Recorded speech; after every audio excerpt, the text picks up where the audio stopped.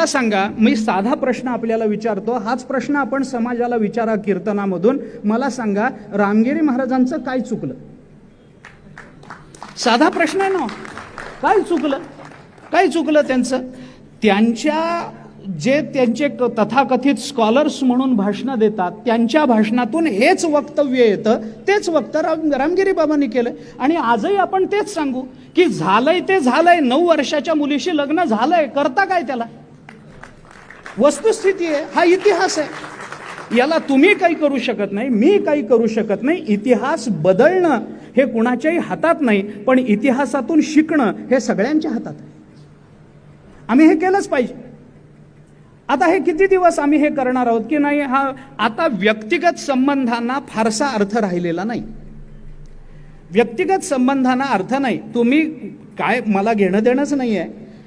सुदैवानं माझं इतकं चांगलं आहे स्वामीजी, माझं इतकं चांगलं आहे की माझ्या मतदारसंघामध्ये जो उभा राहतोय ना, तो माझ्या प्रेमातलाच आहे.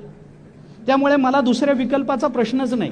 पण अडचणी अनेक ठिकाणी अशा निर्माण झाल्या आहेत की तिथं प्रेमातला मनुष्य असतो पण तो दुसऱ्या पक्षातला असतो. मग आम्हाला म्हणून मी म्हटलं की व्यक्तिगत संबंधांना धर्माकरता या निवडणुकीत बाजूला ठेवा. व्यक्तिगत संबंधांना या निवडणुकीत धर्माकरता, आपलं अस्तित्व राखण्याकरता, आपली विचारधारा अबाधित राखण्याकरता, आपला धर्म राखण्याकरता, आपलं वाङ्मय राखण्याकरता आत्ता हे सगळं बाजूला ठेवून कुठे ना कुठेतरी आपल्या अंतःकरणामध्ये धर्मनिष्ठता ही वाढती राहिली पाहिजे.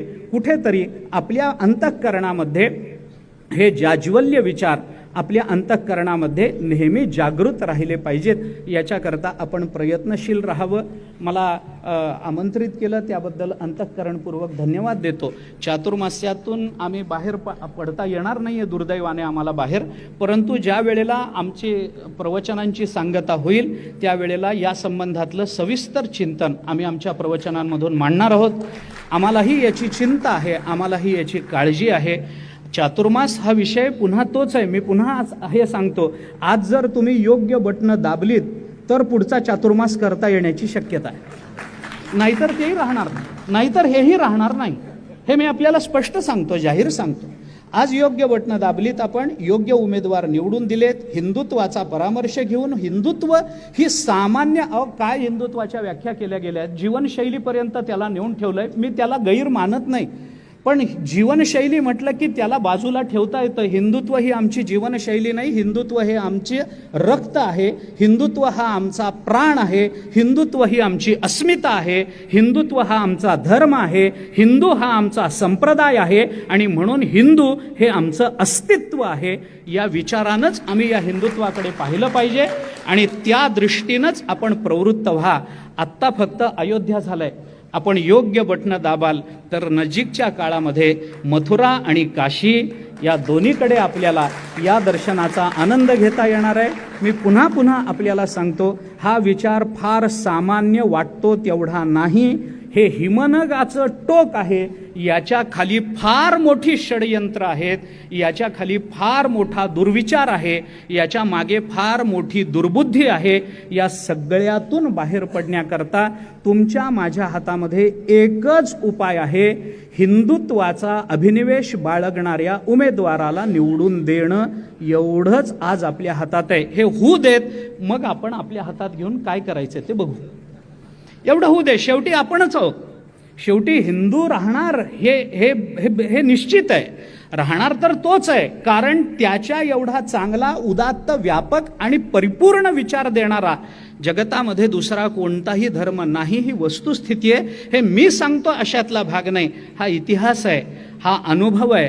आणि संतांनी सांगितलेल्या विचाराचं अनुगमन करत जाणं हे आपलं कर्तव्य आहे. त्या दृष्टीने मी आपल्याला प्रार्थना करतो की इथं जमलेल्यांनी काय करावं हे मला सांगायचंच नाही. इथं जमलेल्यांनी इतरांनी काय करावं हे सांगण्याकरता इथं जमावं, एवढंच मला सांगायचं आहे. त्यामुळे आपण प्रत्येकाने बाहेर पडून घरात बसलेल्या सगळ्यांना बाहेर काढणं आणि मतदानाला नेणं आणि नेता त्याच्या कानात काय सांगायचं आहे ते सांगणं, हे आपल्या सगळ्यांची जबाबदारी, आपल्या सगळ्यांचं कर्तव्य आहे. प्रसंगी त्याला त्याच्या वडिलाची शपथ घाला, त्याच्या आईची शपथ घाला, त्याच्या शेताची शपथ घाला, आणि कुणाचंही ऐकत नसेल तर त्याच्या बायकोची शपथ घाला, तिला तिच्या नवऱ्याची शपथ घाला, पण हिंदू निवडून आला पाहिजे हे लक्षात ठेवा. सगळ्यांना प्रार्थना आहे, सगळ्यांच्या चरणी नतमस्तक आहे. सगळ्यांकरता पुन्हा पुन्हा विनंती आहे, हिंदू हिंदू आणि हिंदुत्व अबाधित राहिलं पाहिजे. जय श्रीराम.